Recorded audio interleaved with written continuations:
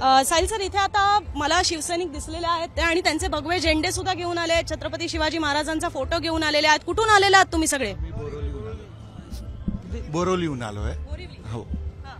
आणि आज इथे उद्धव ठाकरे येणार आहेत म्हणून तुम्ही आलेला आहात की ते फक्त भारत जोडो यात्रेचा समारोप असता तरी तुम्ही आला असतात? नाही, आता कसं आहे, महाविकास आघाडीच्या आमचं जे युती आहे त्या हिशोबाने साहेबांनी जी भूमिका घेतलेली आहे त्या भूमिकेला आम्ही समर्थन करण्यासाठी म्हणून इथे आलेलो आहोत.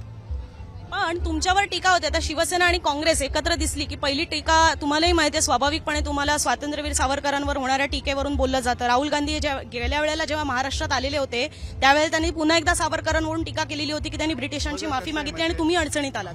राजकारणामध्ये समीकरणं बदलत असतात. पहिली गोष्ट, प्रत्येक पक्षाची भूमिका जरी वेगवेगळी असली तरी या आत्ताच्या या राजकारणामध्ये तुम्ही बघितलंय कसं एकदम बाजार करून ठेवलेला आहे मोदी सरकारने. आणि कुठे ना कुठेतरी एकाधिकारशाही रोखण्यासाठी म्हणून हा महाविकास आघाडीचा मेळावा इथे जमलेला आहे आणि त्याला समर्थन करण्यासाठी म्हणून आम्ही इथे एकत्र जमलेलो आहोत. त्यामुळे उद्धव साहेबांनी जी काही भूमिका घेतलेली आहे त्याच्या पाठीशी आम्ही ठामपणे सर्व शिवसैनिक आहोत.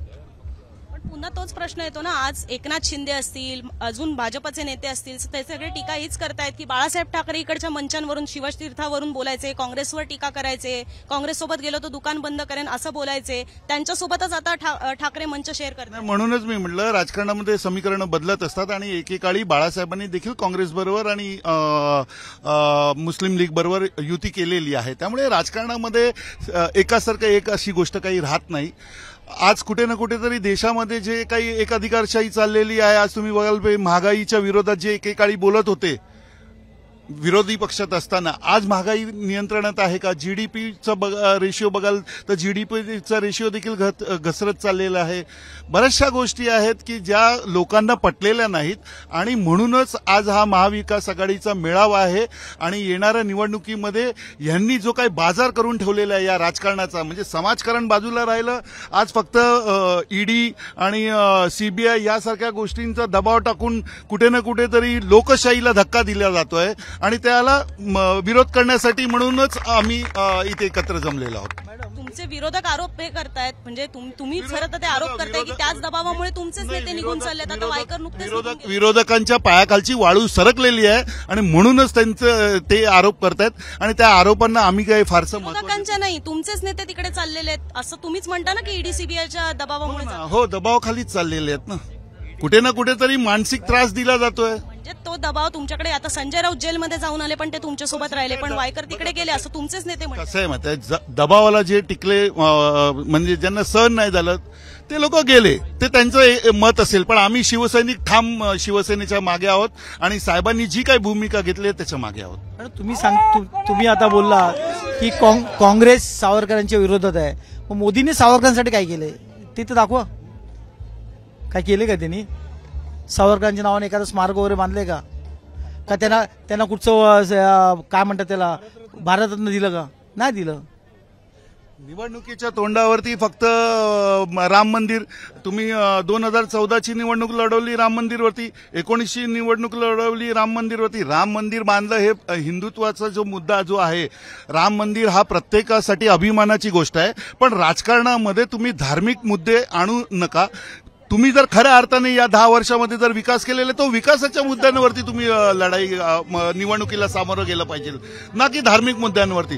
जो सुसंस्कृत व्यक्ती आहे, जो ज्ञानी माणूस आहे, जो शिकलेला सवरलेला मतदार आहे, हा शिकलेला सवरलेला मतदार धार्मिक आस्था बाजूला ठेवून विकासाच्या मुद्द्यांवरती मतदान करणार आहे, ना की धार्मिक मुद्द्यांवर. त्यांच्याकडे विकासाचे पण मुद्दे आहेत ना, ते उद्या जेव्हा मुंबईत येतील, मुंबईच्या प्रचारापुरतं मी बोलायचं झालं कारण तुम्ही मुंबईत ना, ते उद्या कोस्टल रोडचं उदाहरण देतील, ते उद्या मेट्रोचं उदाहरण देतील. करतो विकासाचा मुद्दा. आता जेव्हा कधी महाराष्ट्रामध्ये निवडणूक लागली की शिवाजी महाराजांच्या नावाचं हे करायचा, ज्या शिवाजी महाराजांचा पुतळा इथे त्यांनी हे केलं होतं, भूमिपूजन केलं होतं, आज तो पुतळा पूर्णत्वाला गेलेला आहे का? म्हणजे फक्त कसं आहे की निवडणुका आल्या की ज्येष्ठ आणि थोर पुरुष असतात त्या लोकांची फक्त नावं घ्यायची आणि मतांचा जोगवा मागायचा. मात्र त्या ज्येष्ठ किंवा जे थोर व्यक्तिमत्व जे झालेले आहेत त्यांच्याबद्दल त्यांना किंचितही आदर नाहीये. आणि काँग्रेसने 60-70 वर्षात काहीच नाही केलं का? तुम्ही ज्या विमानाने येतात ते विमानतळ कोणी बांधलंय? रेल्वे कोणी बांधलेत? पोस्ट ऑफिस कोणी बांधले? आयटी सेंटर कोणी बांधले? सर्व कोणी केलंय? सर्व ठीक आहे, तुम्ही पण करा. याच्या पुढची पिढी तुमचं नाव घेईल. पण काँग्रेसने काहीतरी केलं ना 60-70 वर्षात. जे रिसेंटली सर्व्हे झाले ना त्याच्यात असं दिसून येत होतं की कदाचित शिवसैनिक जे आहेत स्थानिक पातळीवरचे ते कदाचित काम करणार नाहीत काँग्रेससोबत. त्याचा फटका काँग्रेसला बसू शकतो. तुम्ही स्थानिक पातळीवर कामं करणार का काँग्रेस? चॅनलवाल्यांना विकत घेतलं असेल ना म्हणून ते बोलत असतील. नाही, मी तुम्हाला विचारते, स्थानिक पातळीवर तुम्ही साथ देणार का तुमच्या ठिकाणी जर काँग्रेसचा उमेदवार असेल? आम्ही उद्धवजींची जी भूमिका आहे त्या भूमिकेच्या बरोबर आम्ही आहोत. काँग्रेसचा उमेदवार असला तरी चालेल. तरी मुस्लिम लीगचा असेल तरी पण का मुसलमानाने देशासाठी काही केलंच नाही का? आणि ज्या वेळेला देश स्वातंत्र्य झाला त्यावेळेला पाकिस्तान हा धार्मिक ह्याच्यावरती वेगळे झाले. पण जे मुसलमान इथे राहिले, इवन म्हणजे बाळासाहेबांची पण भूमिका होती की जे या देशात राहतात, या देशाच्या संस्कृतीला मानतात, तो माझा हिंदुस्थानी आहे, तो माझा भारतीय आहे. जो या देशात राहून देशाच्या विरोधात काम करत असेल त्या मुसलमानांच्या विरोधात मी आहे, ना की सर्वच मुसलमानांच्या विरोधात आहे. त्यामुळे विरोधक काय म्हणतात याच्याकडे आम्ही फारसं लक्ष देत नाहीये. आणि मला ठामपणे खात्री आहे की या निवडणुकीमध्ये जो सुसंस्कृत शिकलेला सवरलेला जो मतदार आहे तो धार्मिक मुद्द्यांवरती मतदान करणार नाही, तो विकासाच्या मुद्द्यावरती मतदान करणार. हेच विकासाचं मॉडेल तर मोदी ठेवू पाहतायत. आता विकासाच्या मुद्द्यावर जर मतदान करतील असं तुमचं म्हणणं आहे तर मग गेल्या 2.5 वर्षामध्ये महाविकास आघाडीने असं काय केलं जे मुद्दे तुम्ही समोर ठेवाल विकासाचे? मला एक गोष्ट सांगतो. आता जो आपला सागरी समुद्र कोस्टल रोड जो झाला, तो कोस्टल रोड हा उद्धव साहेबांच्या कारकिर्दीमध्ये आणि त्यांची ती संकल्पना होती की मुंबईमधला जो हा वाहतुकीचा जो एवढा बोजा मुंबई शहरावरती पडतोय त्याला कुठे ना कुठेतरी डायव्हर्ट केलं पाहिजे. आणि त्या अनुषंगाने त्यांनी ते सगळा सागरी किनारा तो हे केला. संकल्पना त्यांची होती. त्यांनी सातत्याने पाठपुरावा अधिकाऱ्यांकडे करून बऱ्याचशा यंत्रणाच्या ज्या काही म्हणजे परवानग्या हे करायच्या होत्या त्या त्यांनी पूर्ण करून 65% ते 70% काम त्यांनी पूर्ण केलेलं आहे. आणि आता फक्त अगोदर 2.5 वर्षामध्ये उद्धव साहेबांनी जी कामं केलेली आहेत त्याची फक्त नारळं फोडल्यामुळे काही श्रेय त्यांना जाणार नाहीये. म्हणूनच मी पुन्हा एकदा ठामपणे सांगतो की जे एज्युकेटेड लोक आहेत ते एज्युकेटेड लोक निश्चित या मुद्द्यांकडे बघतील. एक बोललं जातं की हिंदू खतरे में है. जेव्हा राष्ट्रपती मुसलमान होता, उपराष्ट्रपती मुसलमान होता, तेव्हा हिंदू खतरेत नव्हता. आणि आता राष्ट्रपती पण हिंदू आहे, पंतप्रधान पण हिंदू आहे आणि आता बोललं जातं की हिंदू खतरेमध्ये. म्हणजे हे काय? निवडणुका आल्या की धार्मिक मुद्दे घ्यायचे, बाकी विकासाला बगल दिली जाते. त्यामुळे काय म्हणतात ना की भारतीय जनता पार्टीचा एकच नारा आहे, म्हणजे झूठ बोलो सुबह शाम और पकडे गए तो जय श्री राम. आणखीनही शिवसैनिक इथे बोलतायत, काँग्रेसच्या संदर्भात बोलतायत, त्यांची मतं ठेवतात. बोला, तुम्ही मगाशी काहीतरी. अहो, मी काय म्हणतो, उद्धव साहेबांचं 2.5 वर्ष म्हणजे राज्य होतं, मुख्यमंत्री होते ते. त्या 2.5 वर्षामध्ये ज्यांच्यावर भ्रष्टाचाराचे आरोप केले भारतीय जनता पार्टीने, आज ते सत्तेत बसल्यात. म्हणजे तुम्ही काय सांगता आमचं सुशासन आहे? हे सुशासन आहे का? तुम्ही सांगा. तुम्ही चॅनलवरती दाखवा दे ना. ते चित्रा वाघ आहे ना, संजय राठोडच्या बारेमध्ये काय सांगत होती की हा खुनी आहे, बलात्कारी आहे, पूजा चव्हाणच्या याच्यामध्ये. आज त्याच्या बाजूला बसते.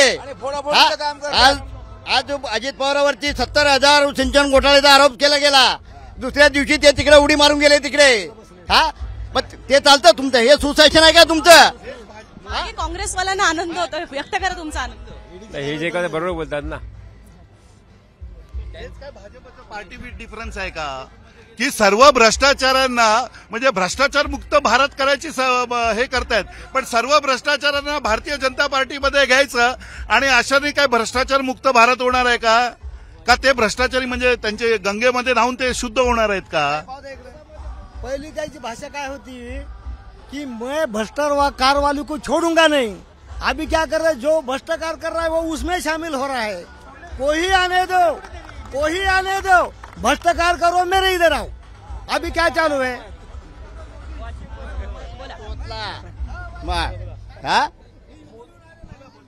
ते बोलतात बघा.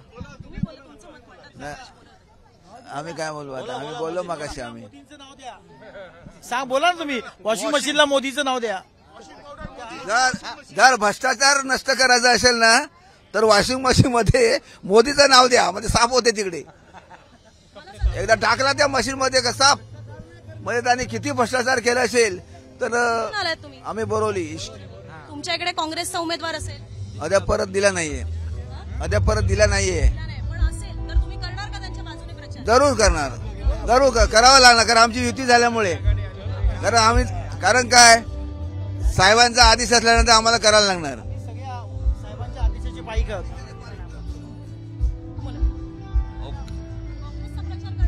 बिल काँग्रेसचा महाविकास आघाडी. महाविकास आघाडी. संविधान वाचवण्याची ही लढाई आहे. लोकशाही वाचवण्याची ही लढाई आहे. हे कुठल्याही पक्षाची लढाई नाही, संपूर्ण भारतीय जनतेची लढाई आहे. काँग्रेस असेल, राष्ट्रवादी असेल, शिवसेना असेल, समाजवादी असेल, सगळे पक्ष आता एकत्रित येऊन मोदींना हरवणार आहे, हुकुमशाहीला हरवणार आहेत. हा निर्धार भारतीय जनतेचा आहे. भ्रष्टाचार मुक्त भारत करण्याची घोषणा केली. शेतकऱ्याला एकूण उत्पादित खर्च आणि 50% हमी भाव शेतमालाला देऊ असं मोदींनी 2014ला सांगितलं. 2 कोटी रोजगार वर्षाला देऊ म्हणजे 10 वर्षात 20 कोटी रोजगार देऊ सांगितलं. सगळे जुमले निघाले, सगळे फसवणूक झाली भारतीय जनतेची. प्रचंड लूट केली तिजोरीची. आणि म्हणून मोदीला आता घरचा रस्ता धरायला भारतीय जनता लावणार आहे. आणि पुन्हा एकदा महाविकास आघाडी आणि इंडिया आघाडीचं सरकार दिल्ली तख्तावरती विराजमान करणार आहेत. राजस्थानच्या निवडणुकीमध्ये देखील आज जे मोदी प्रचार करतात प्रत्येक ठिकाणी की मोदी की गॅरंटी, मोदी की गॅरंटी, राजस्थानच्या प्रचारामध्ये त्यांनी सांगितलं होतं 450 रुपयामध्ये आम्ही गॅस देऊ म्हणून. आणि जसं राजस्थानची निवडणूक झाली पुन्हा आहे तेवढेच गॅसचे रेट आहेत. त्यामुळे मोदींची गॅरंटी बिरंटी हे फसवे सगळे जुमले आहेत. नंतर निवडणुका झाल्यावरती पुन्हा तेच बोलणार आहे की हे जुमला था करके. त्यामुळे आता जनता ह्याला फसणार नाहीये. जसं 15 लाखाला ते फसले, आता जनता पुन्हा मूर्ख होणार नाही. त्यामुळे भारतीय जनता पक्षाने जनतेला गृहीत धरू नये, एवढंच आमचं म्हणणं आहे. तुम्हाला आमची एकच विनंती आहे की आम्ही जेवढं सगळे बोललेलो ते सर्व दाखवा. हा, सगळं लाईव्ह आहे, की तुम्ही सोयीचं दाखवाल. मोदी सगळं लाईव्ह आहे. तुम्ही हे बोलताय तेही लाईव्ह झालं. ते ना. धन्यवाद.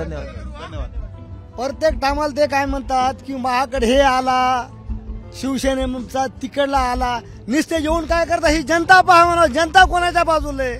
ज्याच्या बाजूला जनता राहील त्याचा विकास होईल. पूर्ण आमदार खासदार तुमच्या बाजूला राहू द्या म्हणा. आज साधारण दगड तरी उभा केला उद्धव साहेबांना तरी निवडून येईल. सर्वोच्च न्यायालयाच्या नेमणुकीमध्ये, देशाच्या राजकारणामध्ये सर्वोच्च न्यायालयाच्या नेमणुकीमध्ये आजपर्यंत कुठल्याही राजकीय पक्षाने हस्तक्षेप केला नव्हता. मात्र आता या मोदी राजवटीमध्ये सर्वोच्च न्यायालयाच्या न्यायाधीशांच्या नेमणुकांमध्ये देखील भारतीय जनता पक्षाचा हस्तक्षेप असावा. म्हणजे हे कुठे ना कुठेतरी लोकशाहीला धक्का देण्याचं काम चाललेलं आहे. त्याचबरोबर जे BEL कंपनी आहे त्या म्हणजे जे ईव्हीएम मशीन बनवतो त्या BEL कंपनीमध्ये भारतीय जनता पक्षाचे 4 लोक डायरेक्टर. मग आज तुम्ही सांगा कसं काय लोक विश्वास ठेवतील की ईव्हीएम मशीनने केलेलं मतदान हे निश्चित ठामपणे म्हणजे आम्ही केलेल्या पक्षालाच जात आहे असं, किंवा आम्ही केलेल्या उमेदवाराला जात आहे. या सर्वच गोष्टी आहे. आणि या सर्वच गोष्टीच्या पार्श्वभूमीवरती ही महाविकास आघाडी जी एकत्रित आलेली आहे ती कुठे ना कुठेतरी या मोदीच्या या एकाधिकारशाहीला धक्का दिल्याशिवाय राहणार नाही. इथेही काही जण आहेत. शिवसैनिक आहात तुम्ही की काँग्रेसचे आहात? काँग्रेसकडनं आहात की शिवसेना? कुठून आलात? बोरवलीवरून. सगळे बोरवलीवाले सगळे. कुठली आहात? मग मदत करणार काँग्रेसला कॅन्डिडेट असेल तर? करणार ना, करणार 100% करणार, अगदी नक्की. आणि मोदींनी तरी केलं काय? घरी बायकांना सांगितले 1-1 रुपया काढा, पैसे जमा करा. आज पण कोणाला दिले काय? गॅस काय सांगितलं? 300 रुपये होता काँग्रेसच्या राज्यामध्ये, आता झाला किती? 1100-1200 रुपये झाला. काय करायचं त्या बायकांनी? म्हणजे असं खोटं बोलून संसार जर करत असेल याचा फायदा काय? योग्य आहे ना बोललेलं? हे तुम्ही दाखवाल का उद्या चॅनलवरती? लाईव्ह आहात सर तुम्ही, लाईव्ह. कळलं ना? तर या शिवसैनिकांच्या प्रतिक्रिया होत्या. हे सगळे सध्या तरी मुंबईतले शिवसैनिक आहेत. पण त्यांचं म्हणणं आहे, कारण की बोरिवली पट्ट्यातनं येत असल्यामुळे कदाचित तिकडे काँग्रेसचा उमेदवार असू शकतो, पण त्यांचं असं म्हणणं आहे त्यांच्या मनातली आता भाजपप्रती असलेली चीड दिसून येत होती. काँग्रेससाठी ते आता किंवा काँग्रेसच्या बाजूने मतदान करायला तयार आहेत, किंवा त्यांच्यासाठी सगळी जी खाली मॅनपॉवर लागते, खाली जे काम करणं गरजेचं असतं, तळागाळात सगळे लोकांमध्ये सगळी म्हणजे प्रचार करणं गरजेचं असतं जो काँग्रेसचा, तोही ते करायला तयार आहेत अशा सुद्धा त्यांच्या भावना आहेत. थोड्याच वेळामध्ये या सभेला सुरुवात होणार आहे. तुम्ही मंचावर पाहू शकता नेते यायला सुरुवात झालेली आहे आणि अजून मैदान पूर्ण भरलेलं नसलं तरी लोक यायला सुरुवात झालेली आहे. पुढचा भाग बऱ्यापैकी भरायला सुरुवात झालेली आहे, मागचा भाग अजून रिकामा आहे, पण लोकांची गर्दी ही हळूहळू वाढेल. नेते स्टेजवर यायला सुरुवात झालेली आहे. या लाईव्ह मध्ये आता आपण जरी इथे थांबत असलो तरी पुन्हा एकदा एक नवीन लाईव्ह घेऊन आम्ही तुमच्या समोर येणार आहोत. त्यामुळे मुंबई तकचं हे चॅनल सबस्क्राईब करायला विसरू नका. सोबतच मुंबईतक.in या आमच्या वेबसाईटलाही नक्की भेट द्या. शिवसेना जिंदाबाद जिंदाबाद. उद्धव साहेब आगे बढ़ो, हम तुम्हारे साथ हैं. महाविकास आघाडीचा विजय असो. छत्रपती शिवाजी महाराजांचा